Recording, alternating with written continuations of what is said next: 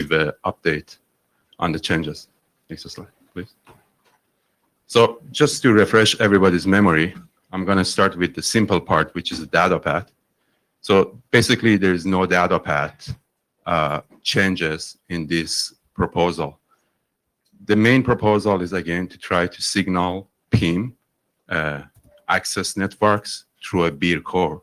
So what that means is that when the PIM signaling on the PIM domain arrives at a boundary Bier router, we need to terminate that PIM signaling and somehow signal the need for the join or the prune throughout the Bier domain. To signal that, in this picture on P2 and P4 as an example, they terminate the PIM signaling, and then they need to signal the PIM join to P1 and P3. To do that, we look at the source, in this case PE1, and we try to resolve the source via an egress Bier boundary router. And this is where most of the comments were in. Basically, the questions were, well, the comments were, how do we find out the egress Bier boundary router? Next one, please. So I already explained this. Yeah, please, thank you. So the comments that they came in, we came with 4 ways of finding the egress Bier boundary router. Number 1 is a static route, which is pretty obvious. So basically, you create a static route with the source, and you say next hop is the egress Bier boundary router. So obviously, to resolve the egress Bier boundary router, it's a recursive lookup, and eventually you will get another Bier router within the Bier domain. And then you can actually put the right bits on the bit index and forward that signaling packet to the egress Bier boundary router, which eventually removes the Bier header and forwards the PIM packet all the way to the source. The second pretty obvious one is BGP. What that means is that between the egress Bier boundary router and the ingress Bier boundary router, the edge routers, you create a BGP session and you advertise their Bier prefix ID through that BGP session. Again, it becomes a recursive lookup, and you can find your path throughout the Bier domain via that recursive lookup. The third is some operators, they have an ASBR or an ABR, and these routers, they summarize the route.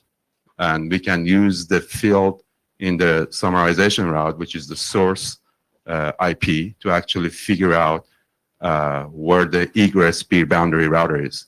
So in short, what we are saying here is that the ABR is the egress Bier boundary router that did the summarization of the route.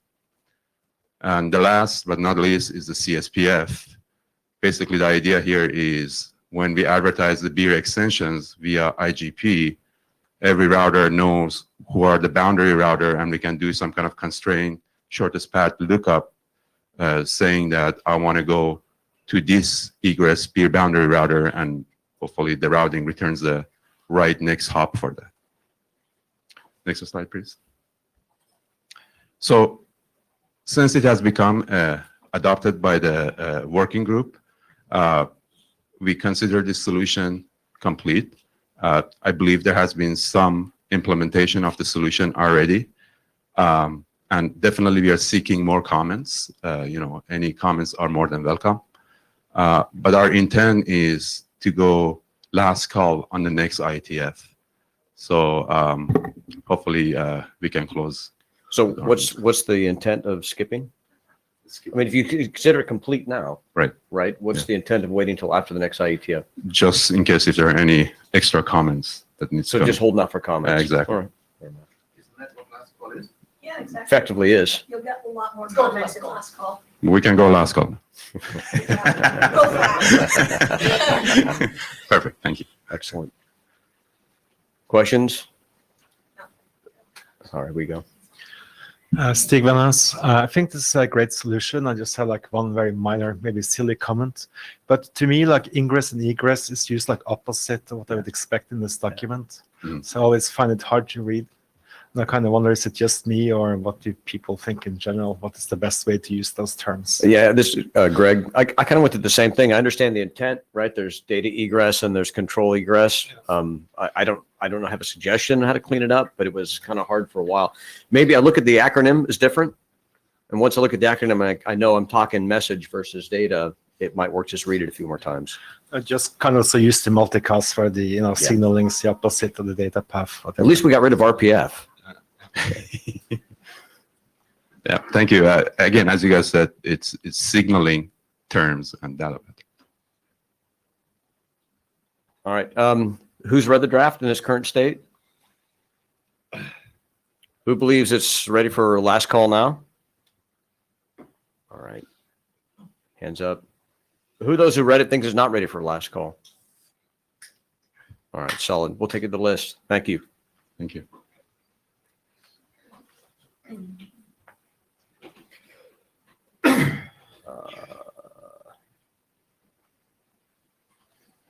you go. Good work, man. We had to jump right up here. Appreciate it. The other one's first, not on the agenda. Yeah, the agenda has this one first, but you want to go the other way around? Yeah, sure. All right. Cindy should have commented to the agenda at the list when I asked for it. I'm just pointing it out. All right. So a few weeks ago, there was a big discussion about the two fields that in the OSPF and ISS extensions. Actually, can I interrupt you just a second here? My mistake. We got blues going out. I needed a note taker. I ran into this thing right away in a hurry, and we don't have someone taking minutes. So let's just pause till we get minutes. Note taking and Jabber. I'm on Jabber anyway. Okay, so we have Jabber Notes important. minutes. We were clearing names up there. You got them now? Thank you. Appreciate it. Claim to fame, So- that stuff. That's perfect. So you can fill in the minutes from the previous presentation that you gave. All right, ideal. All right, Jeffrey, go ahead. Thanks.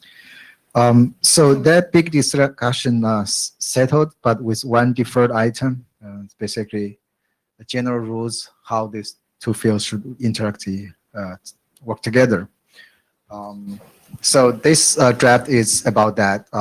So problem statements, how are the Bier forwarding paths determined, calculated, and how those two fields work together. Next, do you have? I know. Just Okay, all right. Just say ding. Okay. I'll skip this slide because we have quite an agenda. Yeah.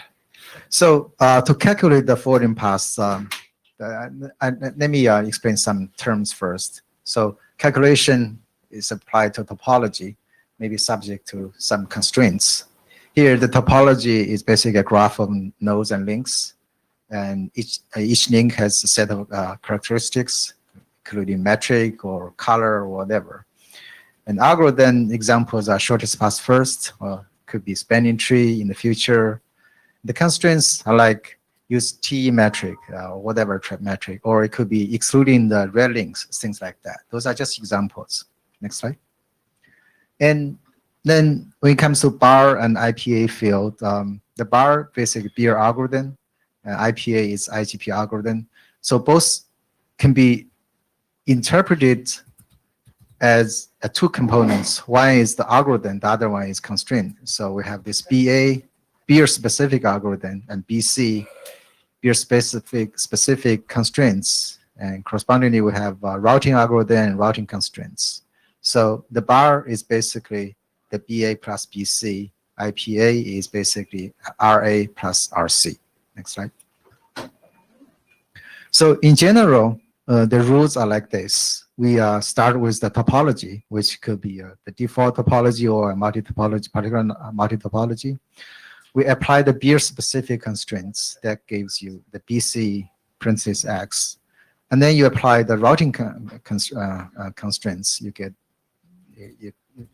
next one, the RC, BC, X. And then you've determined the algorithm to use. Currently, for simplicity, if the BA is not now, we just use the Bier algorithm. If otherwise, we just use the routing algorithm. In the future, this could be enhanced, but for now, let's just go with simple. Let's just state that if you if you don't have, you just don't mix them together. But in the future, they could be stacked together. And then you apply the algorithm to that topology. Next slide. So a few notes. For bar 0, that means that both the Bier specific algorithm or constraints are null. In that case, the IPA alone dictates the calculation or dictates the routing underlay for the Bier forwarding. This second bullet was added recently. It was not in the spec, in the draft. It was after some discussions among the co-authors recently, yesterday. We believe that it's good that that we can allow the overriding in the future by individual bar IPA values. But in general, the rules are what we just talked about in the earlier slide. But for flexibility, when we define individual bar IPA values in the future, they could be overridden. And another important point is that if you're doing a calculation for a particular subdomain, and your configured bar IPA value is different from another router that signaling for the same subdomain, then the other router will be treated as incapable of supporting Bier. How that is handled, there are different ways. Actually, I'm going to talk about in the next presentation. Next slide. So we're seeking comments, and we believe that we have got good support on these general rules, and I think it's ready for working group adoption. But comments are always welcome. Questions, comments? Go ahead. May I avoid walking through? So just kind of to Name. We have people Andrew, on Metro. Yeah, we please need the mic. Use the mic. We We need need the the mic. mic. This is Use important the mic. discussion. Yeah, Always take it off. Just- Keep one. Just put on the mic then. You can grab my ears for them. Sorry, thanks. It's kind of crowded. Yeah. Yeah, thank Hi, Andrew Dolgan, Nokia. So just for those maybe who did not follow everything, and the slides may be a little bit confusing. you. The whole intent of bar and IPA is, if you have a bar 0, it's simple, yeah. Like whatever is in an IPA field dictates your algorithms, and IGP dictates IGP. In case the bar is not 0, then we really will leave the definition. So we have an example here. What can it be? But we really leave the definition to that non-zero value. What would it actually mean, and what type of values in the IPA fields are allowed or not allowed? Because otherwise we're gonna go into hypothetical discussion, which we try to avoid. There is some framework, but it allows independent bar.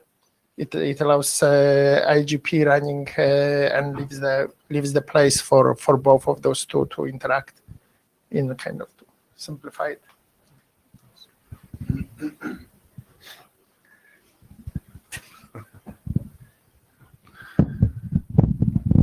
Okay. While I'm here, hi Cisco, and also maybe one clarification here still. So if bar is 0, so we look at the IPA only, but just to make clear, when that is the case, we don't expect a specific calculation to happen by Bier by creating topology, right? We depend on a IGP topology to be there. Yeah. And that's what we want to point at. So we're not proposing any specific calculations just for Bier.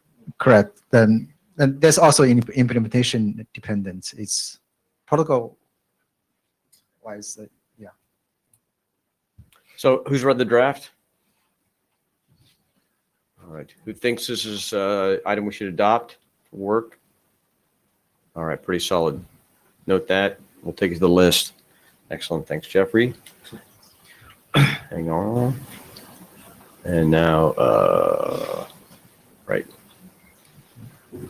So handle Bier incapable routers.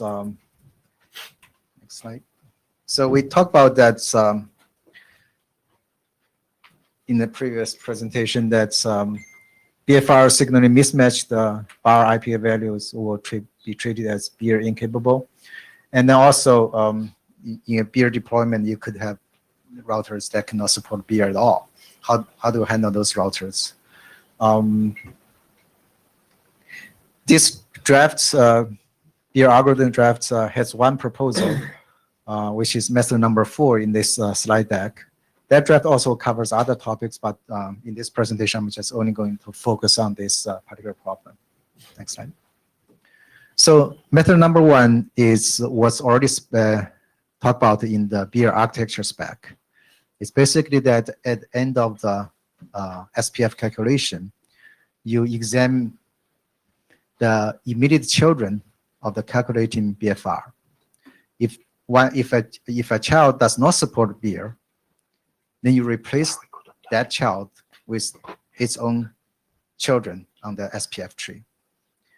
And that child's children may not support Bier as well. So you just repeat this process until all the calculating BFRs and immediate children are Bier capable. And now at that time, you could have some immediate children on the SPF tree that is not directly connected. In that case, you just tunnel Bier packet to them. Straightforward. Method number 2, I'm here is just giving example using flexible algorithm. It could be that you mark all links to that Bier incapable router with certain color, say brown, and then you define a flex algorithm to exclude those brown links. Also, if you you have a base flex algo, let's say you exclude red links, then you have to copy those rules over to this new flex algo. So that means that you have to have an extra flex algorithm for each base flex algo, just for the Bier purpose. And if a router is upgraded to support Bier, then you have to remove those brown color on those links. Just 1 second. And so a variation of this is just use multi-topology if you're not using flex algo already. Go ahead. Hey, it's Peter from Cisco. Just a comment that you don't necessarily need to do it on a per link basis. You can do it on a per node basis, which is much easier to do using the flex algo. Per node? Oh, I think, yeah, I think I covered that on the next slide. Let's try to spin it. Yeah, okay. Next slide is just that you define a flex algo saying that skip Bier incapable routers, and then very similar. Next slide. So finally, we come to Bier method number 4. We basically define bar value 1 here is Bier specific algorithm here. Well, the algorithm is the SPF. The constraints here is that you skip Bier incapable routers. With that, you do not need to define any new topology or flex algo. But if you have flex algo or topology, it works together very nicely. Next slide. I have some comparisons here. Against number 2 and 3, you have a less signaling overhead, provision and signaling overhead. And in particular, in number 3, you are basically defining something specific to Bier in the flex algo. Then between number 4 and number 1, implementation-wise, number 4 is easier. Basically, when you put a node into the candidate list, you just skip it if you don't support the Bier, and the rest is just the same. Now, one important property here is that with method number 1, you have congruent forwarding between Bier and unicast. With number 4, essentially you're making them incongruent. But that is something that's maybe desired in some situations, or maybe not desired in some other situations. Next slide. So we believe that doing it this way has a practical use and advantages depending on the scenario. So we want to go ahead with this bar 1 definition, which is SPF with Bier incapable router skip. So we are seeking comments, and we will probably just refocus that existing draft to on this particular topic, and after that we will seek a working group adoption. Tony P. So, I mean, as a practical observation as well, I mean, we don't have to define anything at all in a sense, right? We can support non-congruent topologies by using multi-topology, right? And people setting up tunnels and putting them into multi-topology. So Bier, as it stands today, doesn't need really any extensions to work, but all of these things have different advantages, disadvantages, and preconditions what you have to deploy to make it work. Julius Krobachek, just a quick comment. In everything you're presenting, you are assuming that the IGP is link state, which is fine because, I mean, if you read the architecture document in Bier, you can feel that the authors are thinking in terms of link state. But I think that deserves to be mentioned. Bier in itself is not restricted to link state, and here you're assuming link state. You're correct. So stop dragging your feet and solve the problem for us in Babel. Come on. I Cisco. So my first general comment would be that, let's say, building a topology that only includes your Bier routers is very topology specific, right? Because if your primary path is not Bier capable, you expect then to be another path to be Bier capable, right? So, but that's not good enough, because if you want redundancy, you need to have another path yet that has a Bier router in order to, to be able to converge. So I'm not so convinced that this is actually a good way to deal with, non-capable Bier routers. So I would think that, what's in the architecture draft to skip through a router, tunnel through it, is a much simpler, and much more realistic way to solve that problem. But I know, okay, sure, there are cases where this can be useful. My concern with option 4 is that you probably, let's say, if you want to make that work, you probably end up doing something like FlexAlgo already does. So you might actually be duplicating efforts there. So, I don't see why we are creating something duplicate compared to FlexAlgo. In fact, with this method, when it comes to provisioning or signaling, that saves you trouble from having to create a duplicate FlexAlgo or topology, except with the Bier removed from the incapable router from that topology. So that part I don't understand. But as far as requiring your first comment, I think that even for the method number 1, you also need to have your Bier capable routers. Yeah. Okay, guys. So we really tight on time. Take it to the list, and I mean, don't forget that. Yes, things work. Every solution is the simplest solution if it meets the assumptions to make it work, right? But take it to the list, discuss the stuff. Let's ref this thing. Let's keep the stuff flexible. All right. But we have to move on, right? Yeah. So just skipping to the end of the comments, this is all, in my opinion, about what's operationally, for example, the most easy way to get this thing running in the presence of non-Bier capable routers. So yeah, but there will be a lot of people with different opinions. We have to move on. So maybe also discuss this in MBOND, because it's an operational issue. Really, what would be most simple? Okay. Because it's not sure if we have all those folks here. Sure. Okay. Who's read the draft? Who thinks this is a working group item we should adopt? We got. Okay, we'll take that to the list then too. Thanks, Jeffrey. And we are Stig. Thanks, man. Jumping.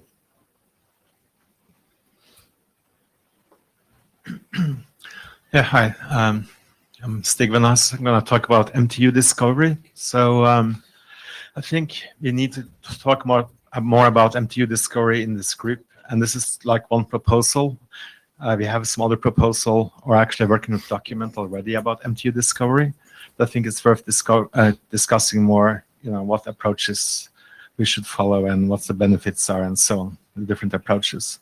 So I'm sure you agree we need MTU discovery. Basically, when an IP packet enters a Bier domain, you need to be able to send packet to big or something for IP MTU discovery to work. Also, when you do overlays like PIM or IGMP and so on, we need to find the MTU so that we can send maximum size joint tune packets or IGMP version 3 reports. We want to pack as many S, G's, or whatever inside those reports as we can. So what I'm proposing here is a way of doing a subdomain MTU. So basically, instead of the usual path MTU, it's finding an MTU that covers the whole Bier domain. And one advantage of that is that it doesn't depend on the receiver set. Usually with path MTU discovery, whenever a new receiver joins a multicast flow, you might change what the actual MTU is for that tree or that flow. So that gets complicated. Also, if there's some kind of rerouting, and then the MTU might change at any time if you do path MTU discovery. By doing a subdomain MTU, we can make it more static in a way. Also have some text in the draft about how we might, if a link goes down, you may not update the MTU right away if it goes below. Becomes higher, but rather just be kind of slow to update the MTU, just try to make the MTU kind of more stable. The working group draft we have already talks about using probing for MTU discovery, and that's useful. But I'm a bit concerned that it takes a while from some network event happens until we can probe and find a new MTU. Also, it will be per flow while this is per subdomain.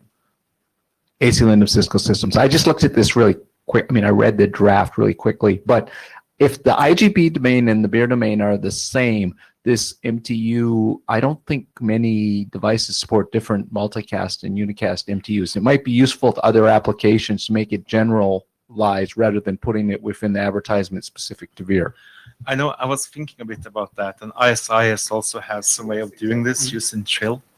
I kind of would like to have something like this Bier specific though, because Bier adds some overhead and it depends on the encapsulation, what the MTU is and stuff. Okay. This is Greg, Cisco, but it's still MTU, and it's still not one operational domain. So I guess what I would ask is that from in the text, like you look in the slide, it says it is useful for Bier ingress router to know why.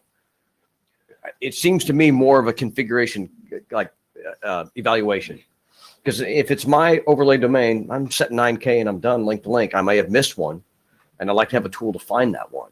But I'm not crossing domains where some other operator has something not understanding that I'm encapsulating and forwarding. But you need to know what's MTU of all your links in your Bier domain, and then I guess manually configure each of the routers with whatever that MTU is. I don't think operationally that's really how you build a network. Really, it's like if I have an operator network and I have I'm doing overlay, I've got modern Ethernet interfaces and I'm set 9K across the board. I may have messed up and not done one, but I'm not crossing my domain. Like normal path MTU for IP is end to end, and I'm out of my domain into someone else's, and I don't know what they've done, and I need to discover that to ensure that I have to shrink my packet size so I can get through there, or I'm fragmenting. But this is one operational domain, and so the consideration is different than path MTU for end-to-end internet. It partly is, but at least one thing is a packet might be coming from anywhere, entering your domain and your Bier domain, and you have to be able to send at least some kind of report back. So you need to know what is the MTU in the Bier domain. So the intent, then just when is it useful to know for what purpose, to do what? I would just ask that if the question gets answered. Yeah, that's my first bullet here, basically. Very quick question. So before Bier, was this a problem? It is a problem. So what we're doing today with multicast, for IPv6 multicast, you're supposed to do path MTU discovery and send packet to big and so on. And basically what routers have to do is they need to look at their what happens today is you basically get the packet to big in response to a multicast packet. So it would get forwarded down the multicast tree, and at some point, some router might send a message back saying this is too big. Yeah. And they need to keep updating what is your MTU for the tree today.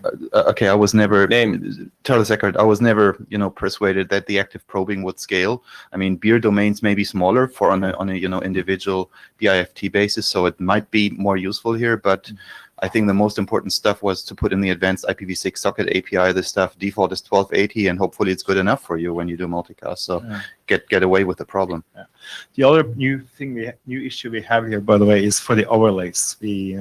It's very useful for the overlays to know the maximum packet size.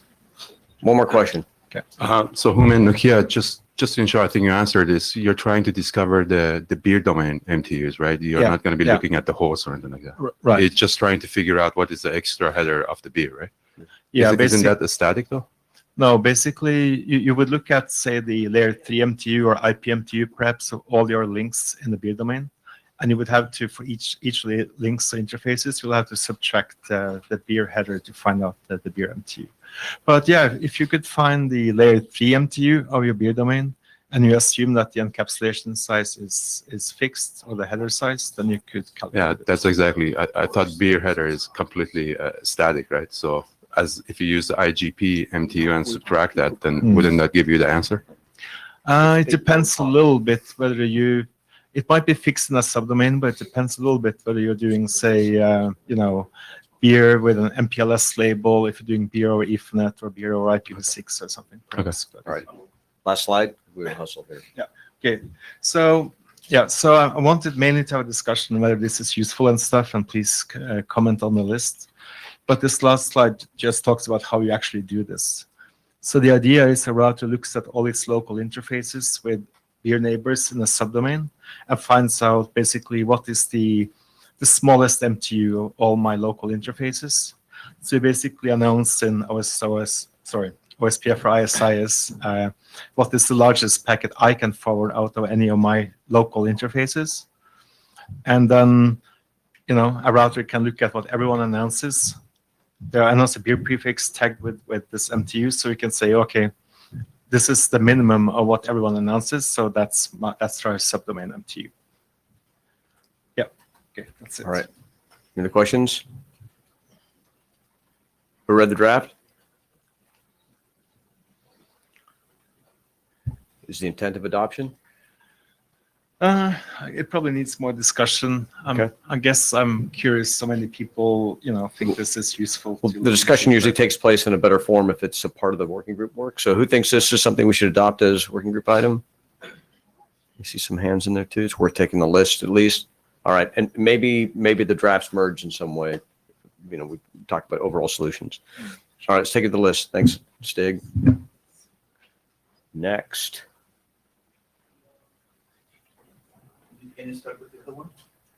You guys never pay attention. Arc. All right.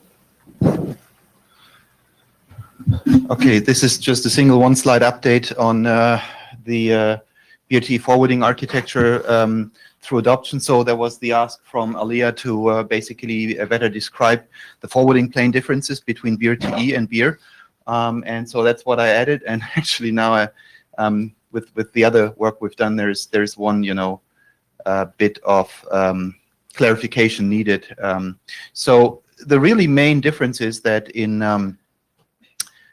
Bier, you're looking at all the bits because they're all BFERs that you may want to forward to, while in BRTE, every adjacency is only interesting to you if it's a direct adjacency that you have. So you're basically applying on ingress with a packet some end of only those bits that are really your known local adjacencies, and you ignore all the others.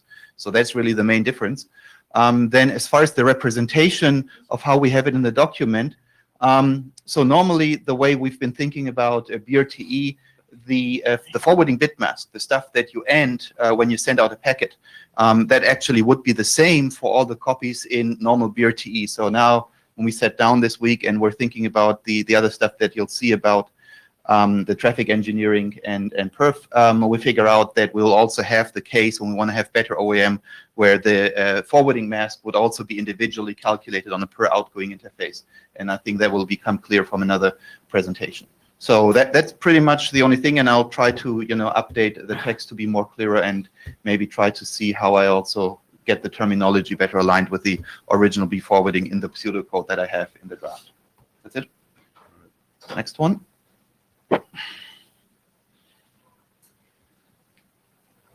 Right, so with this being standards track and trying to let the most expert group do the things that they're good for, the IETF working group for traffic engineering architecture overall is called T, so I brought Bier to T. Next slide. Okay, so there are a bunch of, this is all just not for Bier people, so skip over all of that. That's, Skip. Just skip. All right. Skip. Just say ding, ding, because all of Ding. that is a little vague. Yeah, okay, stop there. So, yeah, right, so the new thing, and that's going to be in the other presentation that we're bringing in, is basically really the dual live stuff. So that's better on the other presentation. Next slide. Right. So then basically, I think what we haven't really described that well in the Bier forwarding architecture, which is more interesting for the controller, is the fact that how do you think about on the sender side application, how to set the bits for a particular set of receivers.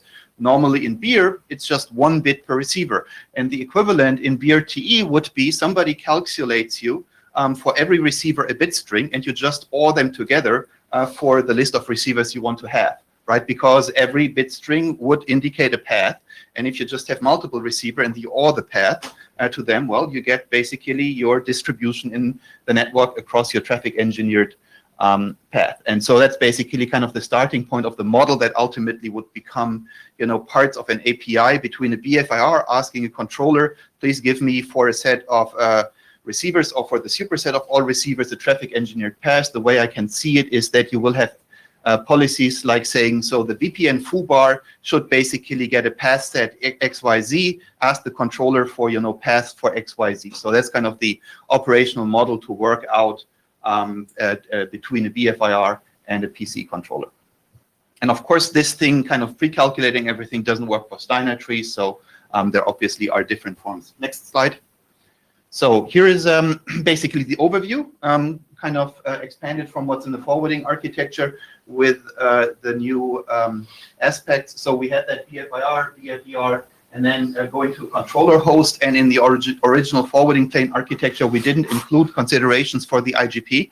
And in this TS architecture, we expanded that with proposals on how to leverage the IGP in similar shapes and forms, like it would be done in RSVP-TE or even in segment routing, insofar as that the IGP is optional, but it could basically, if used, provide distribution of the Bier TE topology so that the BFIR could calculate path itself, and or that all the nodes in the network could basically figure out inconsistencies in bit configuration and even some auto configuration of the more complex adjacencies without the help of a controller. The controller will always be required for the initial provisioning, but then, during the build of traffic, we have the alternatives to use the controller explicitly or leverage the IGP. So kind of that's the highlight. Next slide. Right, so this is the data model.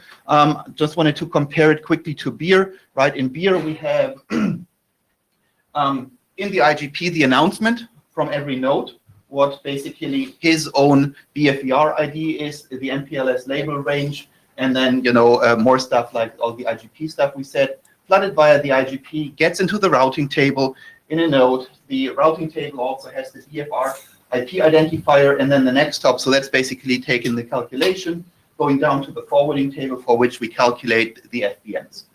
Next slide. So this is basically the equivalent in Bier TE, and the big difference, of course, is we're not doing shortest path calculations, so the whole kind of routing table level goes away, but instead what we have is per node exactly the local adjacencies, all the bits that are directly adjacent to a node, given bits for every node. That stuff would come down from the controller being configured on every individual node, and then basically we could flood this in the IGP, and then basically the BFIR could calculate paths through it.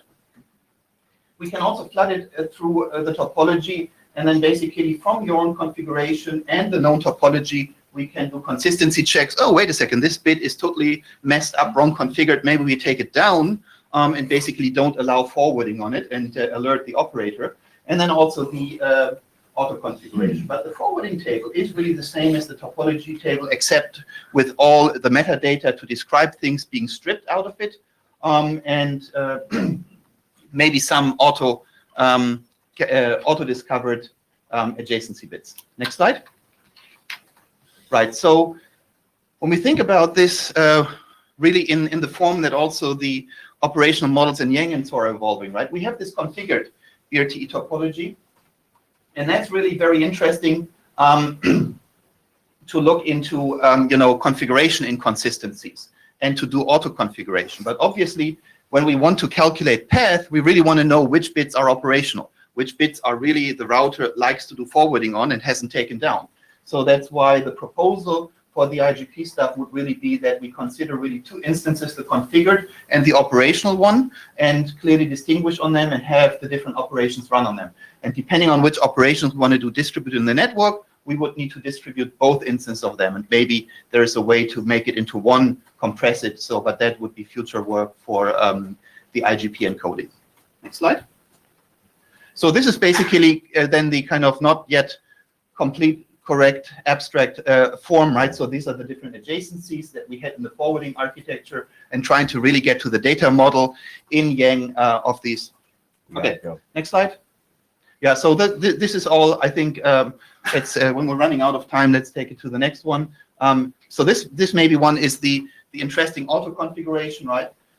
When we don't want to do replication on every node in the network and we have the routed adjacencies, one of the typical use cases would be that you want to be able to just send from this node to either of these two nodes as a traffic engineering thing, so you have all these adjacencies and we can automatically build them. This guy is only announcing the adjacencies, these people set in the bits, and that would be auto configuration to the IGP.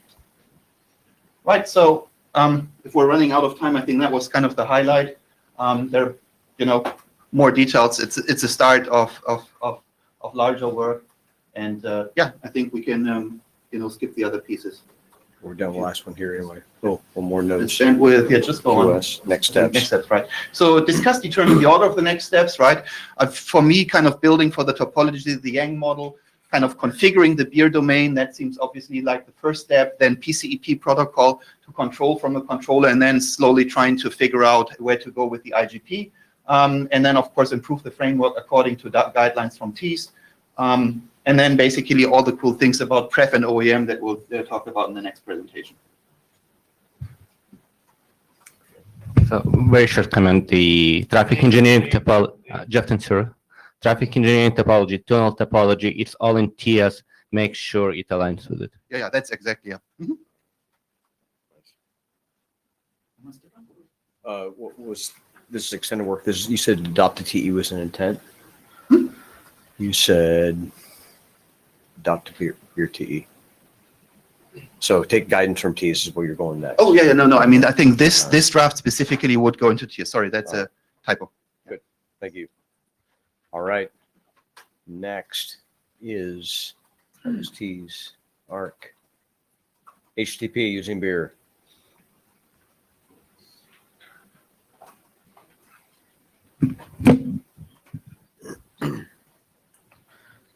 Hello, everybody. So this is on behalf of my co-authors. I'm Debashish, and this is just a quick recap of the one of the previous draft, which basically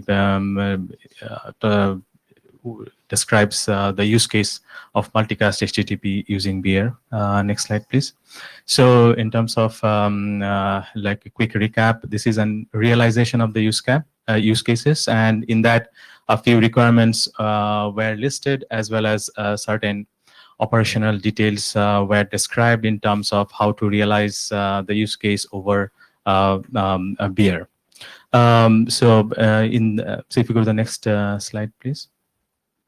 So now in terms of the updates to this one, like in terms of this applicability of this use case, in the earlier draft, we mentioned about video delivery or video multicast. We basically describe it can be applied to other use cases also. And there was also a question about if without Bier, if it is it possible to realize. So we basically bring about other solutions where this use case can be realized without Bier, and also some clarification with respect to existing technologies such as edge multicast flow compute nodes. So if you go to the next slide. So in terms of applicability of the use case, so this HTTP multicast can be also seen to be useful or related to other use cases such as virtual reality and V2X use cases. In case of virtual reality, there are situations where several users join a VR session at the same time and is centered around a joint event. And we see multiple requests are sent for the same content at any point of time. Similarly, in the V2X use cases, as we see in a particular location or geographical area, as more than one vehicles enter, they may send for geolocation-related content to the same content server at the same instant of time.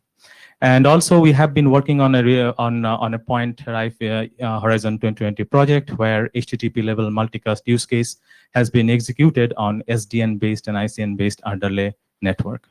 Next slide, please. So in terms of state of the art, like what exactly is this use case and how it can be realized. So just to give a brief background, HTTP request and response are routed based on the URI in this use case, and URI is used to identify source and destination. And these requests are routed using path-based forwarding mechanism. And this request is, as of today, like if it's an HTTP-based request, the path-based forwarding can be done using a service router. The next slide, please. So, this use case can be realized using existing transport technologies such as SDN, where we can use the SDN feature of path-based forwarding through this wildcard matching fields. What happens there is the Ethernet frame format layer 2 can represent the topological links of a specific forwarding path in the transport network. And this in this approach or the implementation, the IPv6 source and destination field is being used for storing this bit array information. Next slide, please. So with respect to existing solutions, it is again, just to clarify, this is completely an overlay solution over Bier. And this is more like it's a multicast where it is an ad hoc multicast. That is, the multicast relationships are built at the level of each HTTP response and therefore can vary from request response transactions. Whereas this edge multicast flow aggregators assume a stable multicast relation, and that can be mapped into IP multicast. Next slide, please. So I think so in terms of next step, is this makes sense for additional investigation on this applicability statement document and how Bier can be applied or how this use case can be applied over or used over Bier. So does that make sense to look into that further? So with that, I end my presentation. Julius Krobachek, just a quick question. What's the transport layer protocol? That is can be we're saying it's over Bier. And then it can be anything. And what do you envision? We as we said, we are basically talking about like Ethernet or SDN based. No, I'm speaking about the transport layer. HTTP requires reliable transport. So what are you doing to provide that? We can, as I said, we can use it over normal TCP or IP. So we in that case, we don't really care about that. It can be. Well, it would most likely be something like UDP so that you don't have problems with all these TCP sequence numbers, right? Yeah, but so as we said, we are agnostic to that, yeah. Right, but I mean, if you have to deal with TCP sequence number, you'll have to do a lot more work to figure out how to make that work. While with UDP, you just send it. So I think this is very cool. I'm not sure if kind of the coolness really comes through right now very well, because the whole point of sending the copy of the right bit rate to a subset of receivers that can support exactly this bitrate at the point in time is exactly what you couldn't do with native multicast. So I think maybe that really should be on top. And then really the question is, can we really do this right now with our charger? Because this would be a video server sending the stuff and a video receiver, and we're kind of somewhat tied to these crazy service provider edge routers doing Bier. So this is, I think, exactly the charter question with something like this. So as a chair, this is a use case, and if the use case is interesting, I don't think it's outside charter necessarily. If there's elements of it that require collaboration with other work, I would definitely reach out. But it's ultimately, well, I think there are dependencies like APIs for Bier for application and these things to make it right. Those are layers beyond just finding the solution. Yeah. Rachel Huang. This use case, makes sense to me, but I'm not sure it should be in Bier. I'm not sure because it looks like to me it should be related, video delivery or something decoupled from the network architecture or something, network layer protocols. So it maybe can be solved by some, maybe application layer, just signaling or something like that. But I'm not sure Bier have to solve this problem. So I don't understand. So what you want to achieve in Bier? So. We want to use the Bier, the path-based forwarding that. So we want to use, as I mentioned, it's a completely an overlay on Bier and use the capability of Bier. Yeah, but still, it's unclear how to achieve that. It looks like not a problem, to solve this.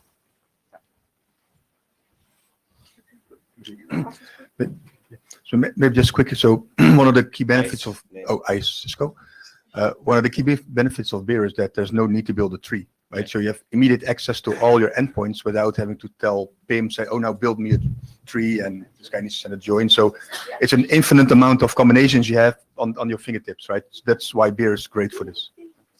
Yeah, just to answer to Rachel's questions, really, if you understand how bit rate adaptive video is, at any point in time, you need to, let's say for a live video that you're sending to all these receivers that have varying bit rates over time. And basically for every, for every picture, you need to send the video in the right bit rate to every receiver. So, every time you send it out, some subsets will have the 4 megabits, some the 2 megabits on each. Torles, we're going to wind off. That's an application layer solution. No, We've done that multicast decades ago. Right, but you can't do it on a per packet basis. You can do it now with Bier because you can now set the bit string exactly for this packet. This is the set of receivers that gets the 4 megabit. Okay. Again, that would be an application solution because you'd have to turn everything into symbols so they don't have to get the right sequence of packets. It's application layer. But it's still something you can't do in this way with native multicast. You need to do Bier. You do it at the application. No, I mean, you still need to build all these different, how will you do that with the tree? Aaliyah Atlas, and sorry about my voice. So the new charter specifically allows for applicability statements where saying this is how you can take Bier to use it for different things. And obviously you've presented this work before, and as one of the pieces that was in mind. Bier is also recharted to serve essentially as a forum. You could think of it as an education forum to people who are interested from the application area to come in and try and figure out how could they use Bier. So the question you have is how much of this particular applicability document is understanding the application and how much is understanding Bier. And if it's more understanding Bier to apply to the application, makes really great sense here. If it's more the other way around, you'll probably get better review from people who understand the application space. Right. Tony, so, let's say that's a valid application, an interesting application, and out of that would spin out something like build this funky TCP over UDP that can adapt those rates and change receivers. I think this kind of stuff would get spun out into a different group and go to some HTTP guys who know much better than us, how to hack the URL options, right? But because Bier is such a specific technology that allows all these things that weren't possible before, I think this is a good starting point to make sure that they understand what they're getting underneath that they can use, right? Okay. All right. Thank you. Thank you. Sandy.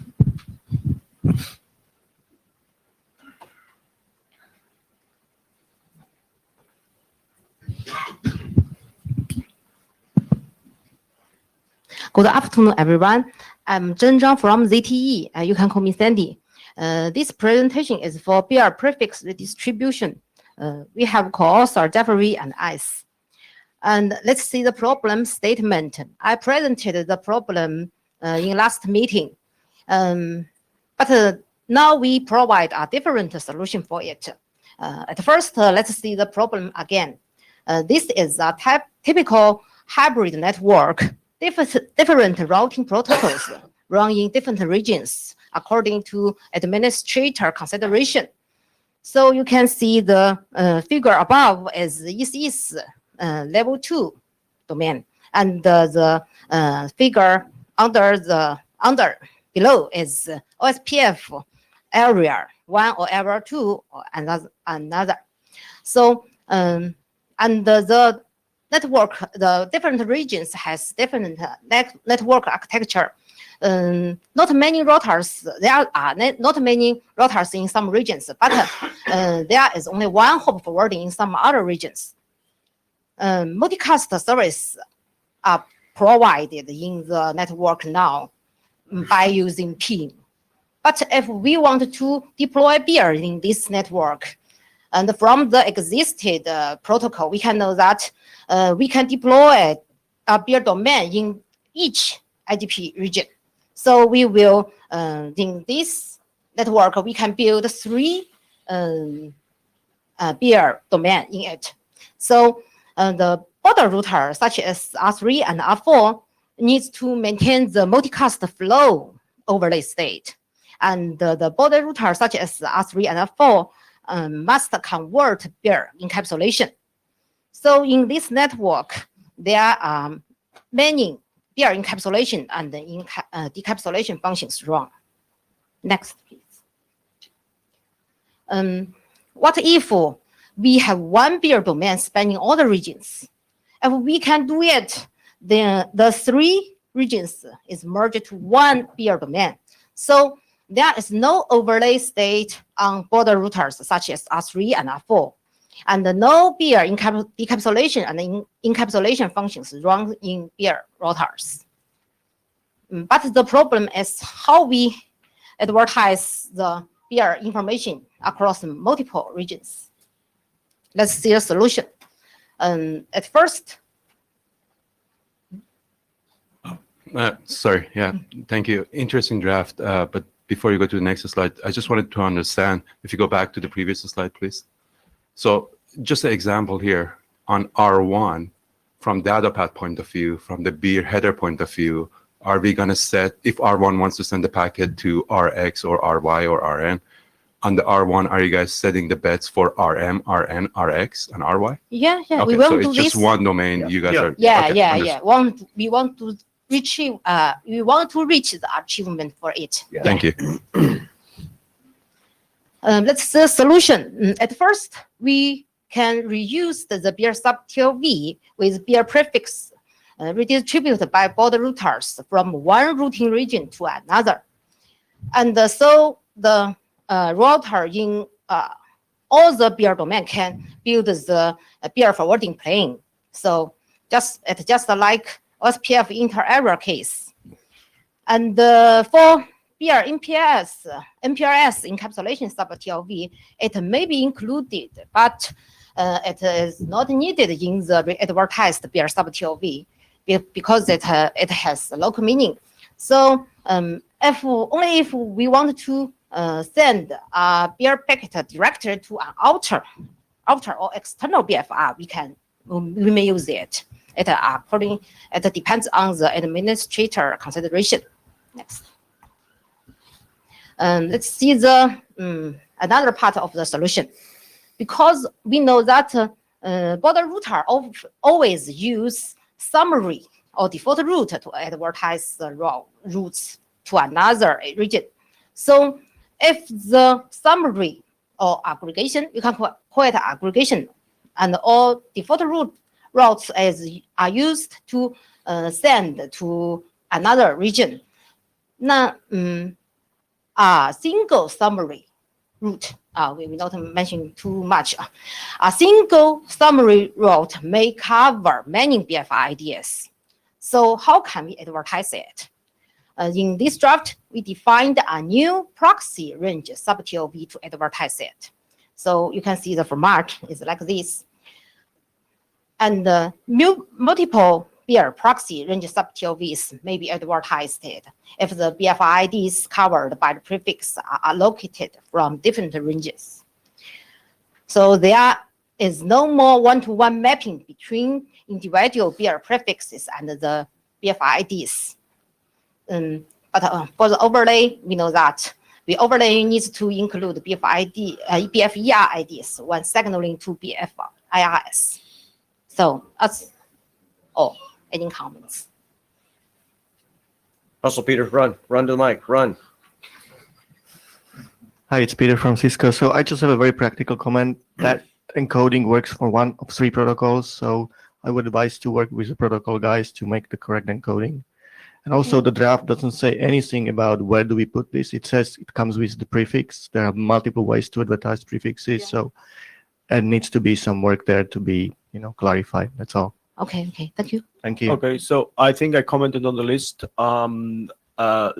It depends what is the intended scope and track of the solution. If this is an informational draft, okay, and somebody implements that, that's cool, right? This kind of start topology will work. If that's supposed to be a generic solution where people just stitch IGP areas together, that makes me very nervous, because then you have to start to run a distance vector protocol to make sure you don't loop. And there is a lot of very ugly cases where you start to redistribute IGP into IGP and you end up with redistribution loops. Plus, normally we don't, during redistribution between protocols, drag large amount of information between protocols normally architecturally. So if that's supposed to be standards, I think there's tons of work to be done. Okay. So quick comment here. Cisco. So we're not proposing to build this sort of network, right? If you have this network, you're already doing that, right? You're already redistributing one into the other. So attach some additional information for Bier to discover your Bier for IDs. I don't think that's Just the endpoints, it's not reachability. Yes. Right. So I don't think that makes it any worse. Yeah, chime in. We need IGP guys here. It's Peter from Cisco. Just Tony, for you. I guess it's not such a big deal. We did that for the mapping server advertisements, which are kind of, opaque data, and leak them between areas. We make sure they don't loop. We have downbit. We have other things in our Yeah, space. so that means then we have to start to talk about proper downbits and so on. Yeah, right? It's not that complicated. It has can been be done. Has Yeah, been done. Yeah. All right. Thank you. I didn't say it's impossible. I just said it's an architecture that needs more, far more specification if you want to really solve it properly in a generic way. All right. We'll hit Rick. Okay, this presentation is for Bier with Rift. We have Corsair, Jeffrey, and Shaowen. Let's take a glance of Rift protocol. It's a hybrid routing protocol for close and factory networks. And for northbound, we use link state routing. And for southbound, we use distance vector routing. In southbound, default route is used most of the time. And some specific disaggregation routes are used to avoid black holing or provide optimal routing in certain situations. Because there are 2 different features in Rift protocol, so we provide 2 different signaling mechanism for Bier advertisement. In northbound, we reuse the Bier OSPF or ECs like sub-TLV to advertise the Bier information. And for southbound, we use the function we defined in the last draft, the Bier prefix redistribute draft, to advertise the Bier information. Because MPLS is not always used in data center, So we must consider the non-MPRS encapsulation function. So there is only one difference between non-MPRS and MPRS encapsulation. So what we should do is to distinguish the BIFTID in the Bier header. Next. So the Bier signaling, like MPRS, label block is used to advertise the Bier information. In non-MPRS, we can use two methods for it. One is we can use a unique combination for subdomain, bit string length, and set identifier. And another, we can use a function just like MPRS case. Instead of use the label block, we use BIFTID block. So it's quite simple. Let's summarize the draft. So in Rift northbound, we use Bier IGP-like signaling functions. And in Rift southbound, we use the function defined in Bier prefix redistribute to advertise the Bier information. So, and we use the similar BIFTID signaling for both MPRS and non-MPRS encapsulation. This, because Rift has the Swift schema feature, so we can use we can implement in later. That's all. Any comments? You're not controversial. Well done. Thank you.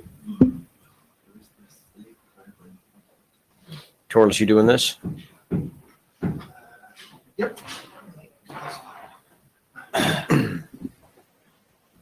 Yeah, so Pascal unfortunately is chairing another working group right now. So the idea is to offer BRTE with these extensions that we're describing here as a candidate option for DetNet forwarding plane, unicast and multicast. And so the DetNet pref is the function described down there, and then also some advanced OAM, and that's basically, we think, useful for any high resilience application with BRTE, not only DetNet. So for example, DetNet may or may not say you must have some certain forms of strong QoS, but we do know that in multicast, high resilience with any type of QoS it has been classically deployed. So having with Bier now the opportunity to create a standards version of that, I think would be really highly beneficial. So the pref packet replication and elimination function, to me, it's just a new term for what we've called, in IP multicast, live, dual transmission. A lot of terms have been used around the industry. So the idea is to have packets with flow ID and sequence number sent across two disjoint paths, and then the receivers perform duplicate elimination by the flow ID and the sequence number, right? You just remove the duplicate packets. And actually, in the case of the BRTE solution, it can also be midpoints. I don't have the example here, but I'll have it on Friday in the DetNet session, so where we're going to talk about that in more detail. So this scheme, the live transmission, has been used in IP multicast since about 2010 in video receiver applications. In the finance multicast application, maybe since 1997. So the idea in the application side has been around forever. The feasibility in layer 3 NPU has, I think, been shown in prototypes in maybe around also 2012, 2014. I'm not quite sure anymore. I'm not sure that any L3 equipment with NPU is actually having that in production use, but it is in production use in TSN L2 equipment, obviously with typically a lot lower speed and flexibility. Next slide. So BRTE would, of course, be responsible for the flexible dual disjoint path or triple path. Even, in DetNet, they're thinking for even more redundancy. So the pref modeling, how we would want to do that with Bier, and that's also then the details, of course, are in the encapsulation draft. We would want to have an enhanced Bier header, include the sequence number. That's the new thing. BFR ID entropy act as a flow ID, so we can discuss that in the encapsulation draft. The BFR creates the packet with the sequence number with the flow ID. Any BFR, whether it's BFER or intermediate one, configured with the elimination function on ingress before the replication would eliminate duplicates. And that's the current thinking. Of course, that can still evolve in the details. There are a couple of things we're still reviewing. The linkage between BRTE and the pref function really is, the encapsulation already provides 50% of what we need. We already have in the encapsulation header also other fields that we're reusing that were only brought in for the application, not for Bier itself, like the BFIR ID is used for the overlay, not for the forwarding in Bier. So that, I think, makes it very logical to add the sequence number as an option there. And as I said, the elimination function does not happen after Bier is done, but it happens actually on ingress of any BFR. Next slide. So this is the example to showing what the benefit is of doing the elimination function on ingress, because it's really cool and better than what we could have done with, with the older multicast application. We just have two trees and there is no elimination function stitched in. So you're sending the same copy both ways around the ring, right? This way and this way. Each of these nodes on ingress does elimination function, but then copy further out in the direction and to the receiver for thank you. Not sure if that's, because I'm not allowed to go out of the page. Oh, I'm so sorry. Right, so what basically happens, instead of sending, both copies through the whole ring, what happens is this copy only goes up to here, and then it sees, I've already got the packet, and the packet from the other side only goes here, sees it. So I'm saving 50% of bandwidth by doing the elimination function on ingress and doing replication afterwards, right? So that's a very cool example of how to improve this by being able to not do it just as an overlay on the edge. Next slide. Oh, this clicker doesn't work. Okay. So then basically comes the OAM function, and the OAM function is the ability to look at the received bit string and figure out which copy you actually got by the bits that are still in the packet.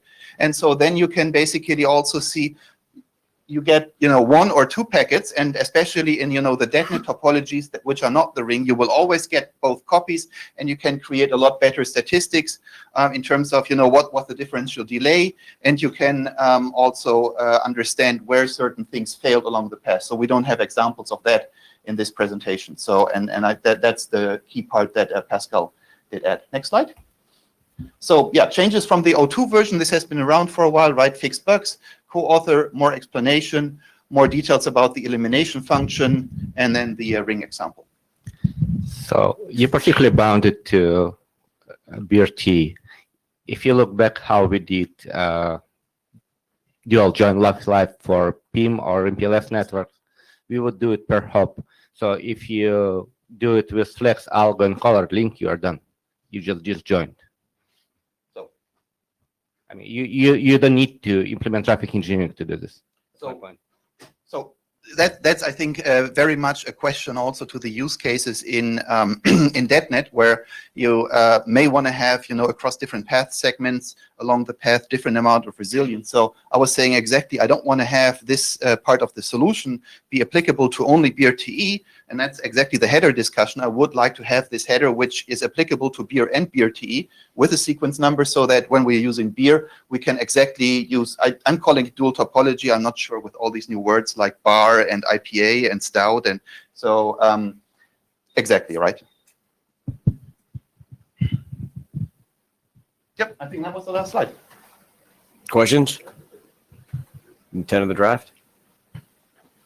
What's your intent with the draft? Yeah, I think this particular draft, I think once we feel comfortable with this, I think it should be, I guess, informational, probably, because the normative part would just be the encapsulation, and then we'll have to figure out where to define the elimination function. The prior slide said that we need to figure out which pieces we can say are generic across different encapsulations, so that we don't have to define it in Bier, and which pieces of that are Bier or BRT specific. Thanks. And BRTE encap. You do the encap? Yeah. All right.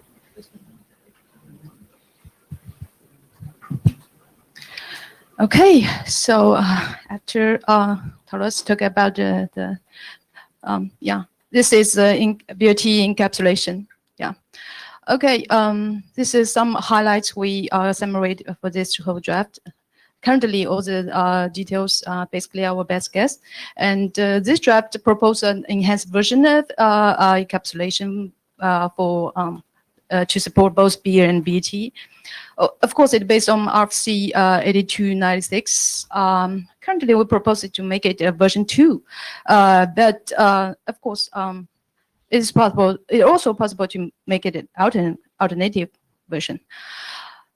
And in addition to that, this encapsulation support for allow Bier to be used in .NET. Anyway, this is just one choice, and of course we're open for other options if you have any good suggestions. Yes, please. Okay, the first feature of this encapsulation simultaneous support for Bier and BET. Actually, oh, yeah, I should look at here. Okay, sorry, just to find out. Every domain should only use a single type of either Bier or BET. Of course, it could be achieved by additional signaling, but there are some cases that may have the case Bier and BET together exist in the network. So some configurations may be increased. This we propose. Sorry, I think there was a typo. I think this meant subdomain. Subdomain. Yeah, of course. Sorry. That's what we propose to include one bit in the the packet header to explicitly indicate what the type of Bier or BET. So, question? Cisco. I don't think we want to include a bit in the header because it's the outer BIFT ID, right? That will indicate whether this is what table you want to look at. It can be a Bier table or a BERT table. Yeah, we discussed I don't think a bit is necessary. Yeah, we consider it, but the problem is that for current MPLS encapsulation, it can solve it perfectly. But there's currently for non-MPLS bit encapsulation may have some difficulties or something because currently the label hasn't be the format of the label or something like that. I think it's mostly a question of how much self-diagnostic do we want to have, right? So that's the discussion point. Because the sender, when he sends it, right, you basically have consistency against what the sender intended the bit string to be. Yes, but I don't think there's a big difference between MPLS and non-MPLS. Let's say in a non-MPLS case, you have to say what BIFT ID you associate with the subdomain, the bit string length, and what encapsulation you're using, right? Or what BRT or normal Bier. I don't think there's a difference. Yeah. Okay. Actually, yeah. Okay. This is just some explicit option to do it. But also, as I said, it could be some implicit option. Yeah. Okay. Another feature for this encapsulation is that the support for .NET. So this proposal adds a control word field to header to allow the encapsulation used as a .NET data plane. And this field is 32-bit. And for .NET, currently only 28-bit is used as a sequence number and plus 40. So this sequence number is allowed to correct ordering and some discovering packet loss when using resilience dual path transition in .NET. Our authors, we think this overhead is acceptable, but even if some people think that maybe in some cases other than .NET, this field is not is useless. Maybe an option could be use one bit to indicate if the field exists or not. Other than that, also .NET needs a flow ID, so we do it by reusing the entropy field. Yes, please. So basically, this the packet format looks like. So three changes, extensions. The T field indicates the Bier or BET. When it's set, it's BRT.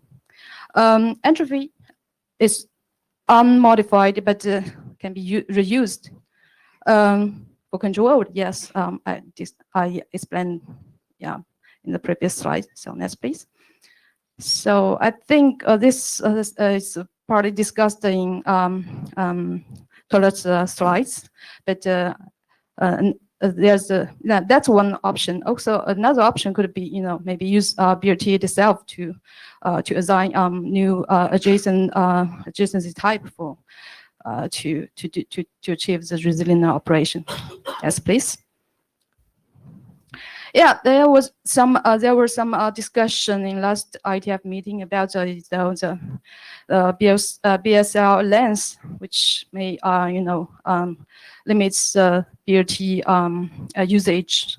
That's because the size of the topology, the BSL indicates the size of topology towards BFER, and the path can be explicitly be engineered to reach it.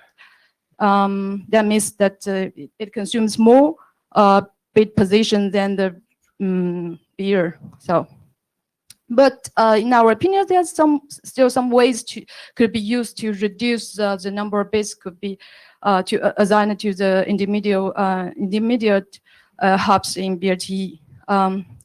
There's two examples. One is IPTV topology.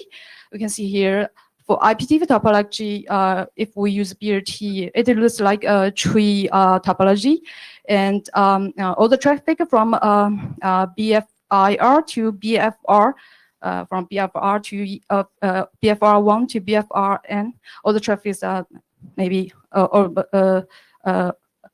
the same, so they can share the one bits, but the traffic engineer happens from BFR to BFER.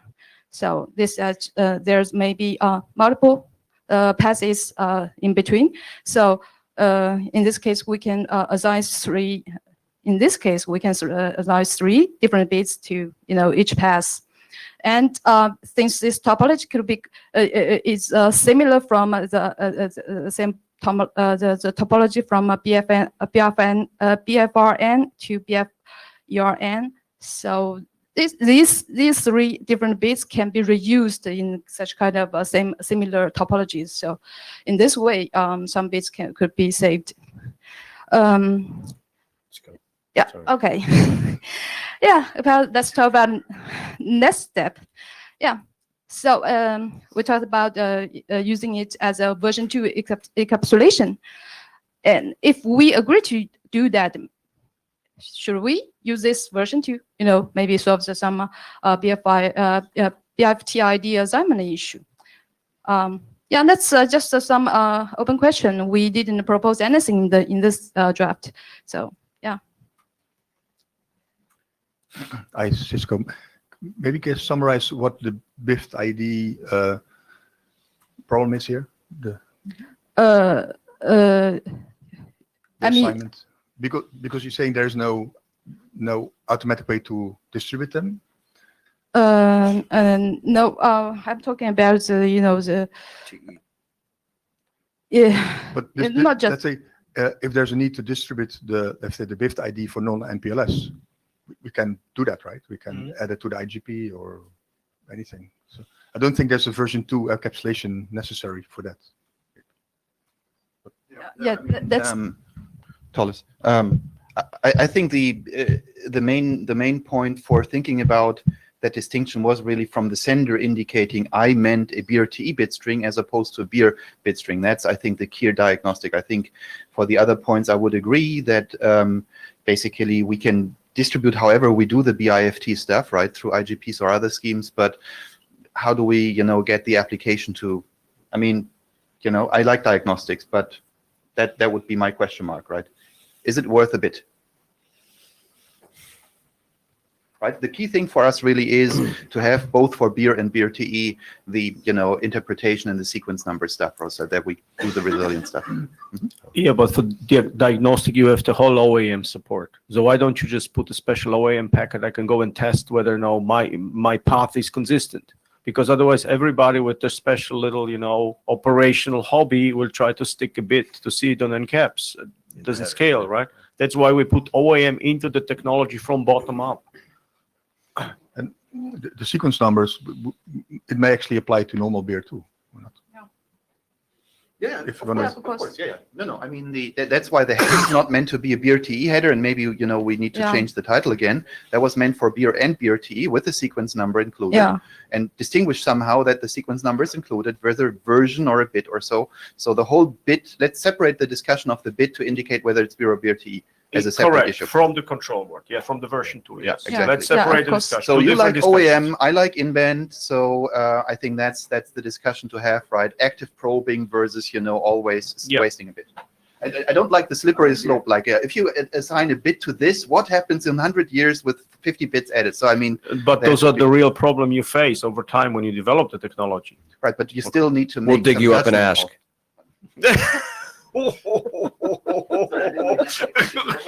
So Yeah. what happens 100 years from asking what we do with this bit? I said, we'll dig you up and ask. Thanks. All right. Thank you. Hello.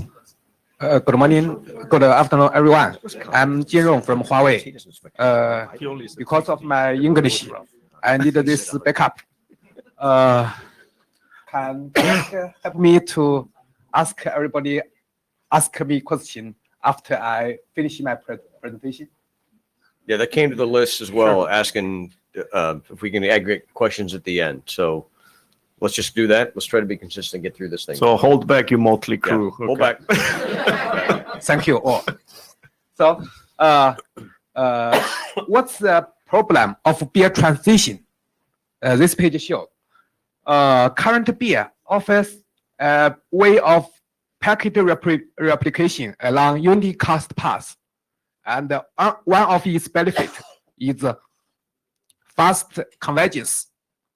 However, when we talk to some service provider, they have two different concerns.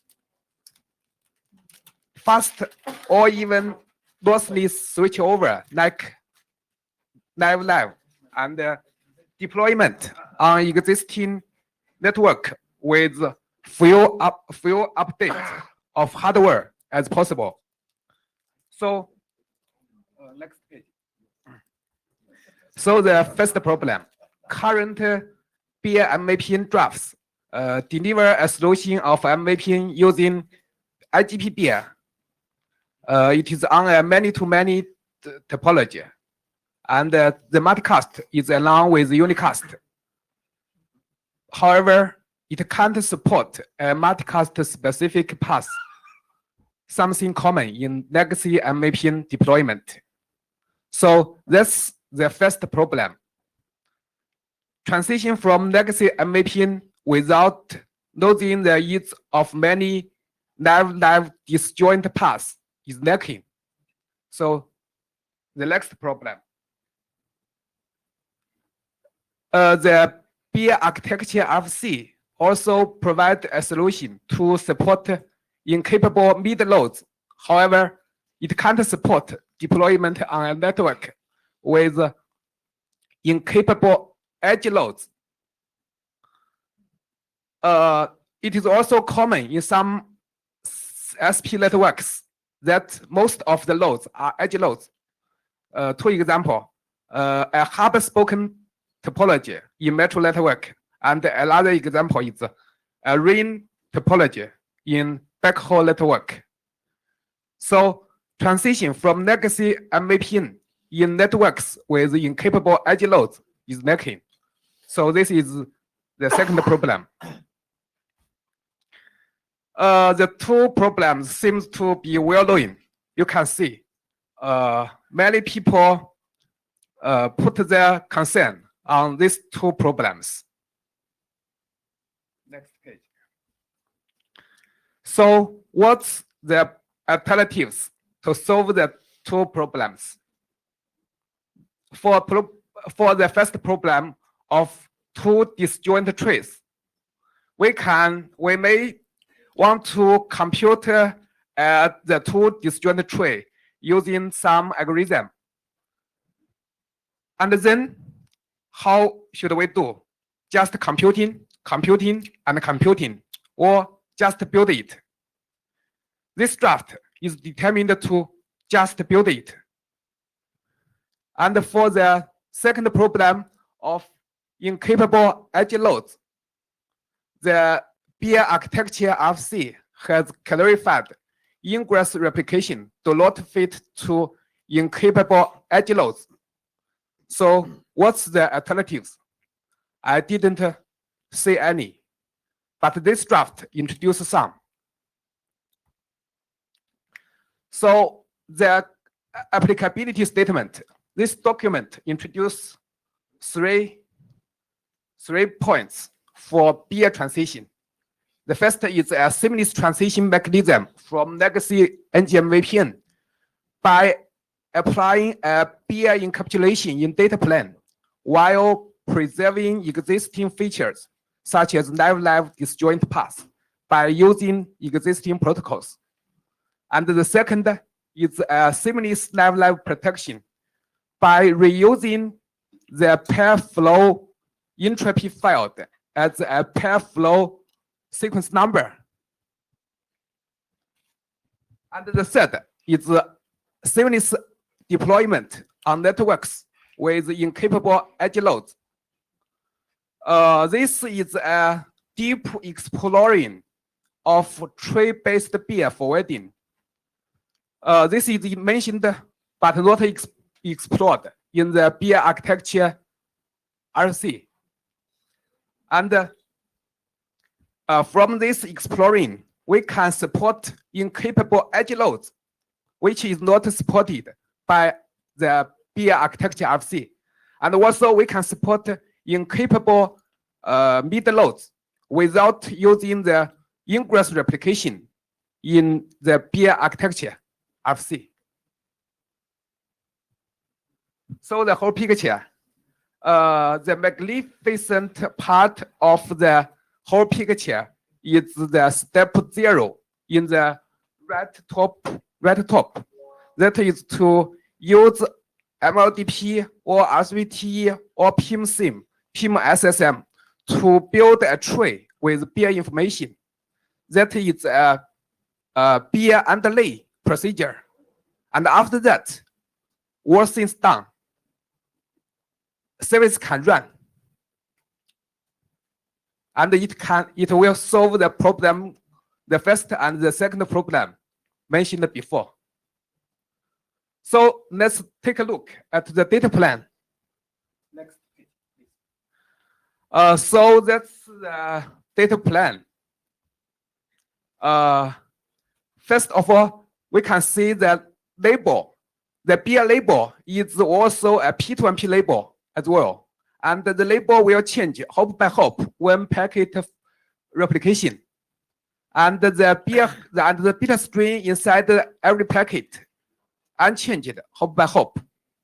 So this will,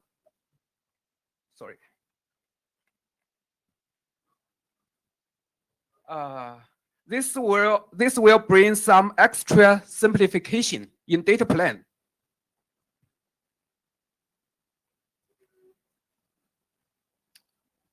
And need to a better ability to handle incapable loads. And next page. Then the underlay protocol for P2MP Bier include MLDP, RSVT, and PIM. To highlight that they all need the configuration on edge only. And any of the protocols can go and run an errand to build the tree with Bier information. So summary, the two problems and the three seamless points and the philosophy is very simple. That is, you need any of the disjoint tree, then just build it.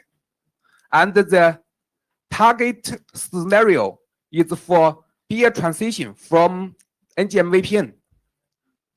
And there may be a focus question since IETF 100. That is simplification or complication to bring the tree into Bier. And for this question, I have the following answer.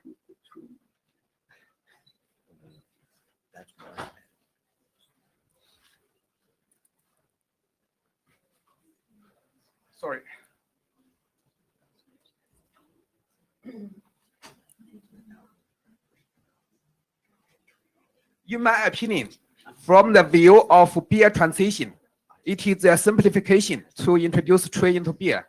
Because if something important lost, like leave, or some more complicated things are required, like hardware upgrade, then it is a backward and make the deployment very complicated. So that's it. And in the next page, some common comments are listed. Yes. Yeah, we're tight Mr. on Rung, time. I think, We're really tight on time. If the list comments already hit you, please point it out. Thank you. Okay, very good. Yeah, I think we need to end. I just wanted to speak my piece because I have to go right now as well. But I think it would be helpful for and we need more time in beer, by the way, for next. Yeah, I know. But it would be good for this working group to decide whether transition mechanisms are important or if they are not important. Do we want to be hardline with saying that a network, if it's going to support beer, it has to support beer, or do we want to be more flexible to allow operators to be able to run both at the same time? And that's kind of the idea for this, is we're working with operators who are saying, we don't see the benefit of beer. And we're saying, you know, we believe in beer. We have an implementation coming up next year. This is a way for you to feel comfortable running both and transition to it. So that's kind of the idea. Yeah, I think Whether you just agree with it speaking, transition is definitely part of our charter, and we have to evaluate cost of transition, right? Yes, I agree. And sometimes transition tools never go away, which is also a problem. So we have to think of it as a carrot and not as mud. You Yeah, get stuck in. I agree. Right? So Okay. maybe we even need to get a separate transition document, maybe to talk about different Could- methods. But anyway, I'm sure other people have a lot of questions, but I gotta go. Yeah, I know. I wanted to get to this though too. There's specific questions about this draft. We have one more to talk about. We're probably gonna be kicked out of this room. We got pretty darn close to the end. I'm impressed with.